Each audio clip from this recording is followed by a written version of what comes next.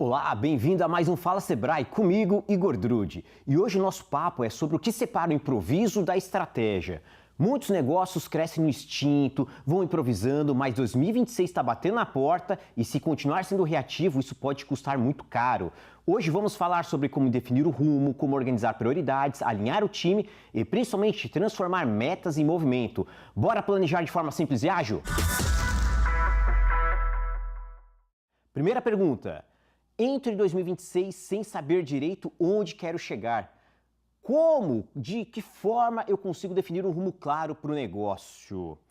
Que é uma pergunta muito comum, talvez seja até uma dor, uma demanda que nós tenhamos até em quem não empreende, que é olhar um próximo ano, um próximo ciclo e saber, cara, o que eu preciso fazer, que objetivos preciso atingir, para onde eu vou. Então a primeira dica para todos nós aqui, seja você uma empresa ou um profissional pensando nesse próximo passo, nesse próximo nível, olhe para esse futuro, coloque uma ambição ali dentro, ali à frente, mas que ela seja realista. Ah, eu preciso aumentar um faturamento. Poxa, o que seria esse aumento de faturamento realista? Eu preciso diminuir a perda de clientes. O que seria essa perda de clientes realista? Olhe para todo esse cenário agora que você se encontra, esse ponto A, todas as suas fragilidades, as suas demandas, suas necessidades e também as suas potencialidades e oportunidades que o mercado apresenta e depois joga isso para o futuro. O que seria ficcionalmente, de uma forma imaginativa, esse seu futuro no qual você fosse melhor, mais eficiente, tivesse resolvido uma série de problemas? Esse ponto futuro vai acabar sendo a sua visão, consolide isso. É um exercício de mentalização, mas também é um exercício de estratégia. Por quê? Uma vez você colocando esse ponto no futuro, dezembro de 2026, janeiro de 2027, começa a se prolongar um período de tempo no qual você tenha uma capacidade de execução, fica mais fácil de você colocar ali no meio o quê? Projetos. E o que é projeto? É toda iniciativa com começo, meio e fim e um objetivo claro. Você, por meio de projetos e um objetivo futuro bem definido, fica mais fácil de você percorrer esse planejamento. Outro ponto que é importante aqui é você muitas vezes pegar essa visão de futuro, que pode ser um pouco complexa, ela tem uma série de coisas a serem resolvidas, e você quebrar elas em pontos mais específicos desse futuro. A gente chama isso de objetivos ou objetivos estratégicos. Ou seja, se eu lá no futuro gostaria de aumentar o meu faturamento em 20%, provavelmente eu preciso ter um objetivo de aumentar a minha base de clientes, um segundo objetivo de aumentar o ticket médio, um terceiro objetivo de talvez ampliar as minhas ofertas, os meus serviços e produtos para que eu oportunize mais vendas, enfim. Você olha para esse futuro ambicioso e quebra ele em pequenos objetivos ali dentro que, em conjunto, consolidam esse estado futuro no qual você gostaria de estar. Em cima desse tipo de exercício, você consegue definir de forma mais clara esse estado futuro, como você vai medir se você alcançou ele e principalmente que tipo de projetos e iniciativas você precisa implementar para alcançá-lo. Que aí, pessoal, você consegue trazer o quê?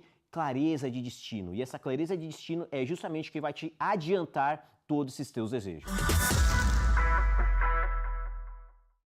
Tenho muitas prioridades e acabo não entregando nada por completo. Como organizar meus objetivos? Isso aqui é muito comum, principalmente para o empreendedor. Porque o empreendedor ele é muito criativo, ele sempre vê um problema para resolver, ele sempre consegue dar jeito nas coisas. Muitas vezes tem um certo perfil centralizador, porque ele sabe da sua capacidade, da sua competência em resolver as coisas. Mas, pessoal, ele não é o Superman, ele não é um herói que a gente vê em filmes, vê em histórias em quadrinhos. Ele é um ser humano limitado, com algumas competências e uma série de outras incompetências. Ele não tem todo o tempo do mundo, não tem todo o dinheiro do mundo, não tem todo o talento do mundo. Ele vai precisar fazer o quê?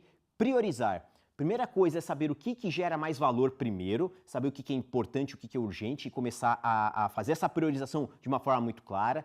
Segundo, ele precisa também delegar, tem coisas que talvez ele não faça agora ou ele não faça, ele precisa alocar pessoas ou parceiros que desenvolvam essas atividades para que elas sejam executadas e fazer com que isso esteja muito claro na cabeça de todos, na sua principalmente, que é o grande gestor, o líder, aquele maestro que toca toda essa sinfonia dentro da organização, mas também dos músicos, do seu time, de todo mundo que vai estar ajudando a percorrer esse caminho.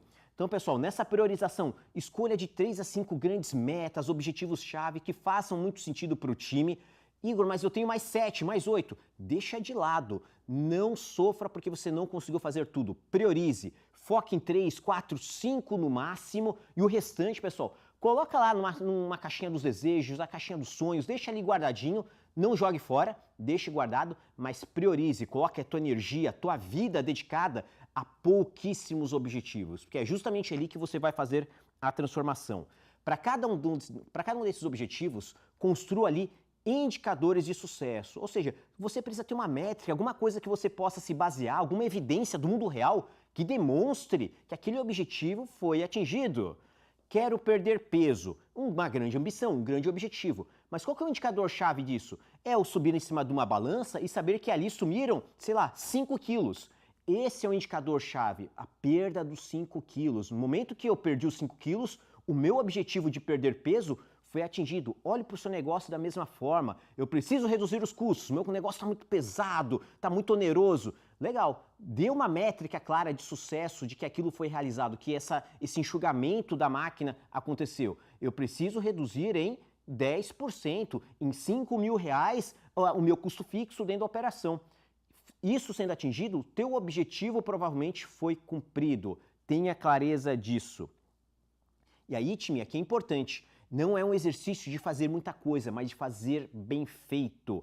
Escolhe, prioriza e coloque uma boa energia para que vocês tenham performance. O segredo dos negócios é performar bem. Uma vez que você priorizou e você aprendeu a como performar bem, aí sim você consegue avançar e tirar daquela tua caixinha dos sonhos novos objetivos, novas demandas, novos projetos e trazer para dentro do dia a dia do seu time. O importante é o quê? Revisar sempre com frequência, cuidado com esse planejamento de vocês e jamais esquecer do que é prioritário para o negócio. Meu time parece perdido, cada um fala uma língua. Olha para um lado, olha para o outro. Como eu alinho cultura e objetivos dentro dessa minha organização? Pessoal, aqui é importante. Em geral, quando você tem um grupo de pessoas e cada uma tem uma intenção, cada uma tem um movimento, cada uma tem um interesse, isso faz com que a gente disperse energia, ou seja, a gente não consegue canalizar todos esses talentos em prol de uma única direção, porque eles estão soltos. Então a própria pergunta já traz aqui um pouquinho da resposta. Então se o time está perdido, é preciso que a gente traga para ele o quê? Alinhamento e direção. Direção é para lá que nós vamos, ali está o ponto B, aqui é onde nós estamos, essa é a nossa situação atual e lá é o futuro que faz sentido para que todos nós avancemos. Uma vez que eles tenham direção, você apontou, é para lá que a gente vai, é preciso ter alinhamento, que é o que devemos fazer. Se o líder não consegue transmitir isso de forma clara, provavelmente as pessoas vão tentar resolver os seus desafios do dia a dia pelo seu jeito, pelos seus interesses, pelo seu repertório, e não é porque elas são más, porque ela está com má intenção, pelo contrário, é porque estão mal direcionadas e muitas vezes mal lideradas. E é uma responsabilidade do empreendedor. Mais do que ele ser um bom fazedor, um bom executor, é ele saber direcionar, alinhar esse grupo, esses talentos todos para que eles trabalhem em conjunto.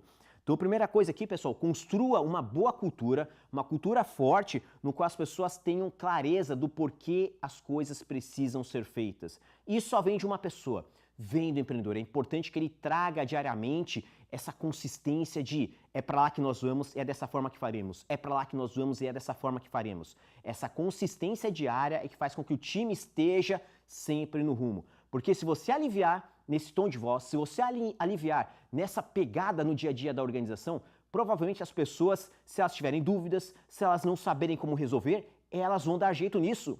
Elas vão responder pelo conhecimento que elas têm acessível a elas, vão tentar fazer do jeito que elas sabem, e aí muitas vezes isso não vai agradar os grandes objetivos da organização.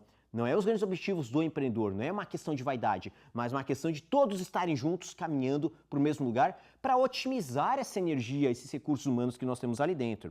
Então, pessoal, mostrem o porquê das coisas, criem pequenos rituais onde vocês vão estar sempre transmitindo conhecimento, transmitindo alinhamento, vão estar ali revisando o que está acontecendo. Faça isso semanalmente, quinzenalmente, mas não deixem de fazer. Isso é importantíssimo.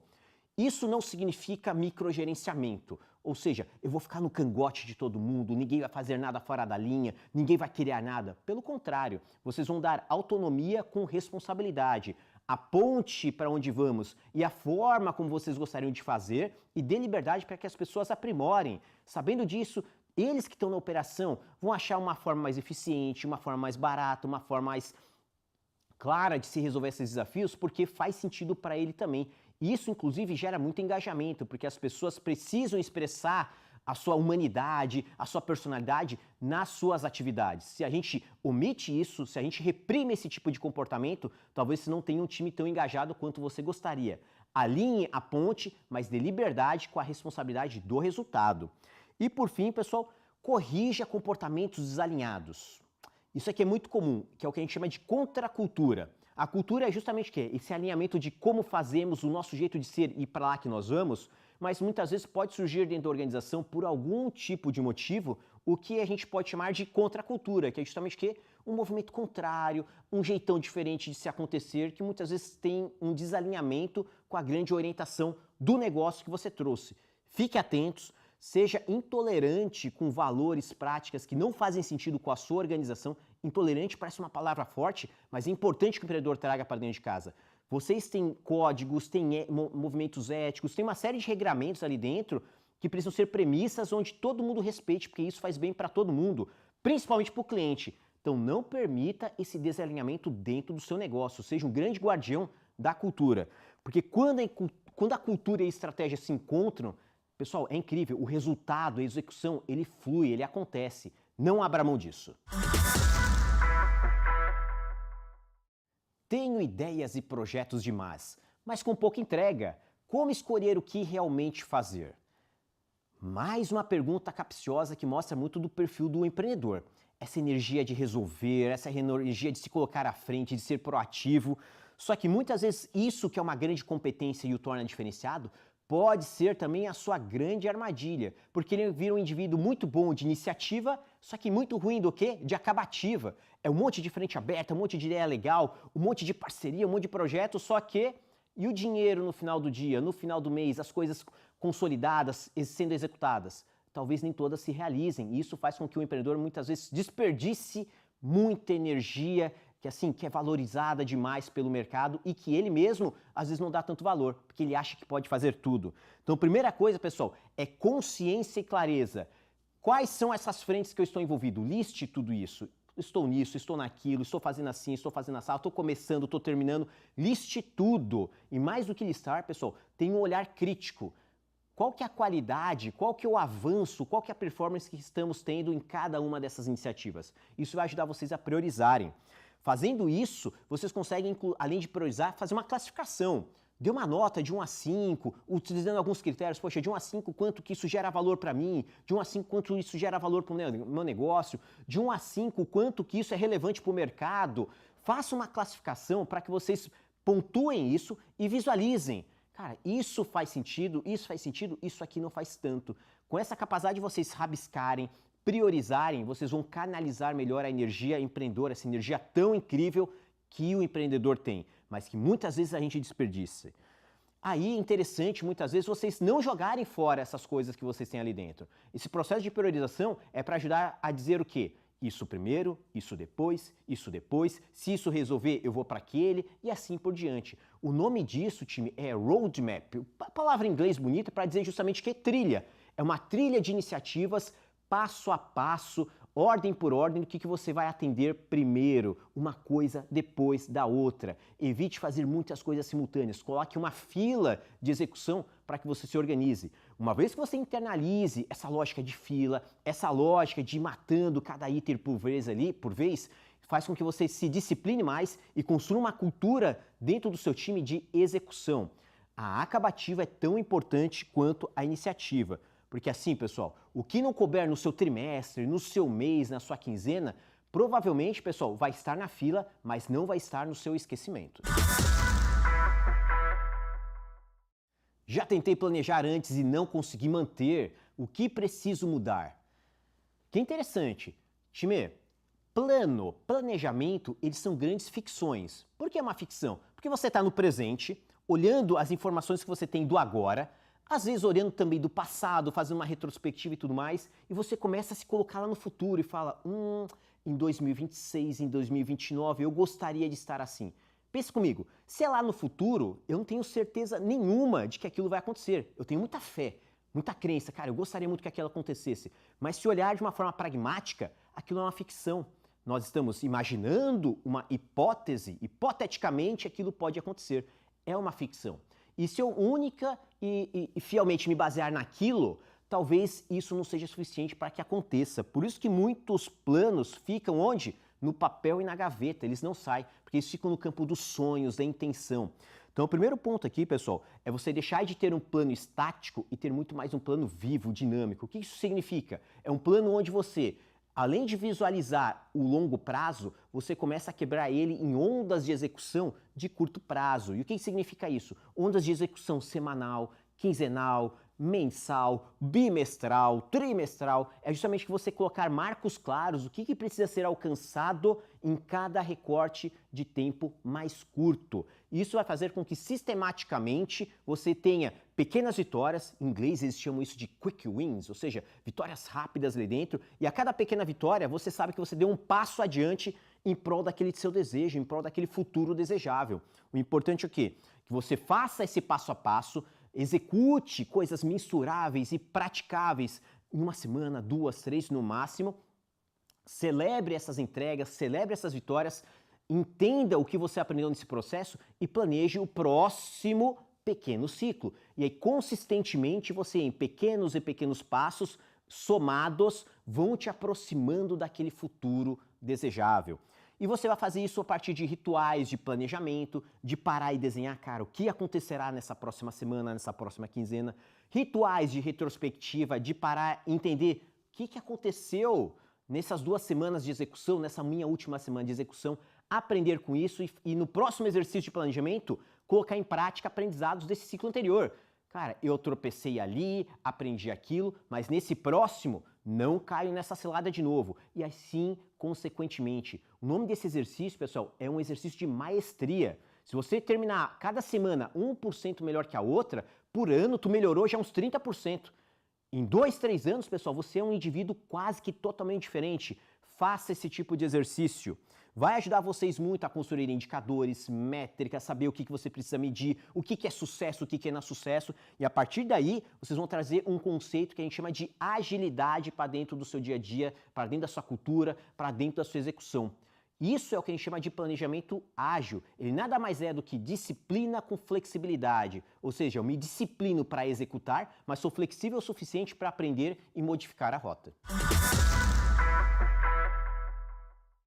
Planejar não é prever o futuro, é preparar o negócio para reagir melhor a ele. Com foco, clareza e ritmo, 2026, 2027 podem ser os anos em que sua empresa sai do improviso e entra realmente na estratégia. E se você quiser o Sebrae te ajudando a organizar metas, estruturar projetos, acelerar os seus resultados, é muito fácil. Ligue 0800 570 0800 ou fale com a gente pelo WhatsApp. É só apontar o celular para o QR Code na tela que vocês vão ter acesso a todo o nosso canal de comunicação. Nos vemos no próximo Fala Sebrae. Grande abraço!